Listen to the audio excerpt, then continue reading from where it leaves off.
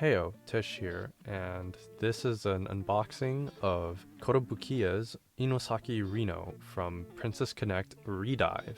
So this isn't really a normal review because as I'll be showing some unboxing footage here, I wanted to take this chance to just talk about Princess Connect Redive in general, just because I finally have the chance to talk about it. I've been waiting to get this off my chest since the global server for Princess Connect Redive went end of service. So this is my chance to talk about it, so might as well. As far as I knew, I thought I had started Priconne a few weeks after it launched globally. However, it turns out from looking at timestamps, I actually started in January 22nd, 2021, but the global launch was on the 19th. So I literally started the game within the week that it launched. And in preparation for the global launch, I had watched the first season of the anime adaptation of Priconne and finished that earlier. As for season 2, I watched that as it aired, and that finished March 29th, 2022. And scrolling through screenshots on my Google Photos, I then remembered that I had actually quit Pokemon Masters before starting Priconne. Looking back, Crunchyroll Games had sponsored Hololive English Myth, Kiara, Amelia, Ina, Gura, and Callie in that order, but it was actually Trash Taste episode 33 that made me commit to the game that I would call the most free-to-play gacha that I have ever played. Unlike any other gachas that I had played before, Priconne's global English launch would be 4 years behind the JP server, the largest gap I've ever seen if servers weren't synchronized. This meant that the banner and the event schedule were mostly the same, meaning Foresight was a powerful tool. I remember saving all my jewels for Summer Carol, a powerful limited magical attacker. Alongside Io, my free 3-star, my journey as a princess knight began. And what made Priconne so special to me was how it made me who I am today, an otaku, for better or worse. Priconne's story was baby steps for visual novels, and boy, I grew to enjoy this type of storytelling. From the main story, to the bond stories, to the interludes. All of it was so exciting, thrilling, and relaxing. Sometimes I read through these instead of watching anime. The mystery this world of Landosol held was quite different from what I had seen in the anime, and I liked how traces of the original Princess Connect made it. So, for some context here, the reason why the game is called Princess Connect Redive is because there was originally a game called Princess Connect that Side Games had developed. But as far as I know, there's not that much information on it, and the reason for that is the game didn't do very well. So it kind of flopped, and its story had to kind of end abruptly. So it did get an ending, but the way that ending is portrayed was like a good ending. Princess Connect Redive takes that idea of that ending, but turns it into a bad ending. And so that's kind of like this premise, oh, you have these characters that were in the original Princess Connect, they're appearing here now, but it's different from before. Its cast of characters were vast and varied, like the VTubers that I was watching, but unlike any other gachas, I learned to appreciate voice actors, whether they were VAs I was introduced to through other media like Rei, Hiyori, Chieru, etc., or new voices like Pecorine, Kokoro, Makoto, Ilya, and Labyrinsta. It was thanks to this game I began to acquire the skill to recognize their VAs in other anime and games.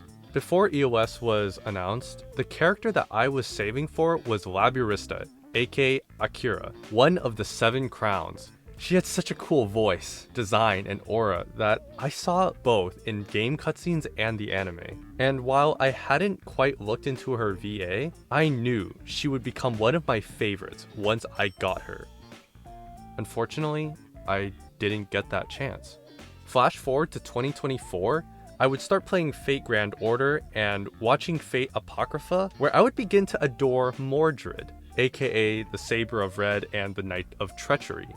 Her personality was so cool, and her voice made it even better. In time, I began to recognize her voice with some of my favorite characters in series like Inaba Himiko from Kokoro Connect, Acheron and Raiden Mei from Honkai, and most recent, Imasawa Masari from Angel Beats. And when I realized that Laburista was voiced by the same person, Sawashiro Miyuki, as Mordred, I realized what I had lost, but also gained. And I have Priconne to thank for that. Now, Rino herself wasn't a character I got early or was a favorite in Priconne, but she and Shizuru are both in Labyrinth, Laburista's guild. Rino was also part of a popular team comp called the Rino Cannon, which I used once I got her to 5-star and then eventually 6-star. So now that it's been over a year since Priconne went EOS, how do I feel about the entire thing now? Honestly, Priconne is still a gacha that I think a lot about, and I know it's still running on the JP server. It's still going. It still has a fan base. In fact, a lot of global English players had migrated to JP, and a lot of members in the community began working on translation patches. But for me, I just couldn't get myself to go to that extent to play Priconne. And when the global English server ended, it was kind of a sign for me that this was the end of Priconne for me. But with that said, it's a series that I do think a lot about. You know, whenever I hear a voice that I recognize and I am able to identify as a certain character in Priconne, it's a really gratifying feeling that I know other gacha could have provided, but for me, it was Priconne that did that. Okay, with all that said, let's start talking about this Rino figure. So this Rino figure was quite affordable because this figure binned really bad. And if you don't know what that means, it just means that the retail price drastically dropped. And these can happen for a multitude of reasons, but at least with Rino here, she was only about 40 USD on Amazon compared to the 15,800 yen that My Figure Collection lists. And I believe the original price on AmiAmi was, 17,380 yen. And it was discounted to 14,590 yen. But compared to her guildmate, Shizuru, who Kotobukiya also made, it seems like Shizuru held her value a lot better. I would say the paint job is not as good on Kotobukiya figures as they should be for the price that they're asking.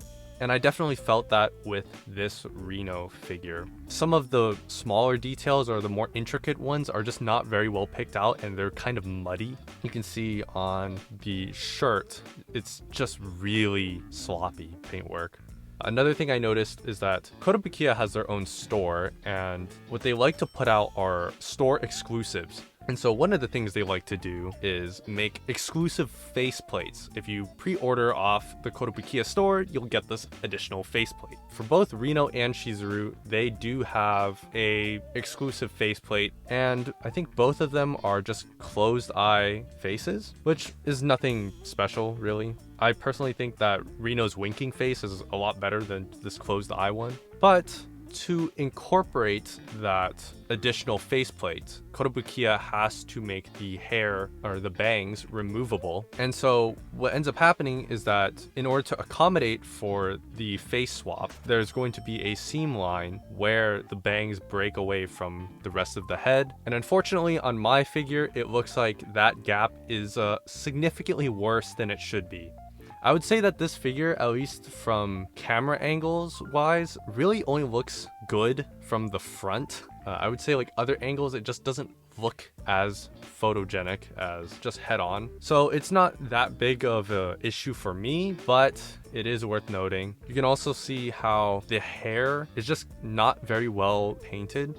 But the parts of this figure I think they do well are definitely, at least, I would say the skin is painted very well. One aspect I really liked was the tights that Rino is wearing. The transition between the fabric and her thigh looks really nice, as well as the bow and the arrow that she comes with are pretty well painted. Though, at least with the bow, there does seem to be an issue with tolerances because the bow is held in very loosely. You can see me trying to show that the bow doesn't really fit very well in the hand. It's pretty loose. Like, it won't fall out, but the bow is not being held in the middle as the photos show.